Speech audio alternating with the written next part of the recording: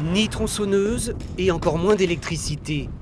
À la seule force de leurs bras, ces charpentiers font résonner dans le paysage jurassien une drôle de musique. Les troncs d'arbres qui arrivent, c'est tout débité sur place et tout, c'est assemblé là. Ça, c'est merveilleux, quoi. Depuis 2 ans, ils pratiquent la charpente à l'ancienne, bâtissent des maisons comme au XVIIIe siècle. Dans les bonnes conditions, on fait 2 poutres comme ça par jour, par personne. Pourquoi on fait ça? Ma raison, la première, c'est le plaisir. Et après, c'est quand même beaucoup la beauté du travail, quoi, l'aspect esthétique final. À seulement 27 ans, Étienne Zahn nous présente son dernier travail, une restauration dans une ancienne ferme. Sur cette croupe, il y a 80% de pièces neuves, mais effectivement, je pense que c'est pas flagrant. C'est une charpente compagnonique début 19e où il y avait un vrai savoir-faire, il y avait un vrai talent, il y avait une vraie technique.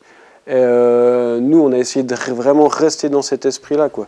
D'apparence grossière, rugueuse, ces poutres-là ont un avantage technique certain. Chaque poutre correspond à un arbre entier. À chaque fois, il y a le cœur qui est au milieu, ce qui peut avoir des inconvénients, ce qui va faire que le bois va peut-être travailler un peu plus, mais ce qui va aussi donner une très grande solidité à un ouvrage. La boîte à outils de ces charpentiers rétro est des plus minimalistes. Quelques rabots, une herminette et des haches introuvables dans le commerce. Ça, c'est ce qu'on appelle une doloire. C'est une des haches qui nous permet de façonner des poutres. Ça, c'est un outil fin 19e. On trouve ça dans les brocantes. Celle-là, elle vient de eBay Allemagne. Du temps, c'est tout ce qu'ils demandent pour travailler.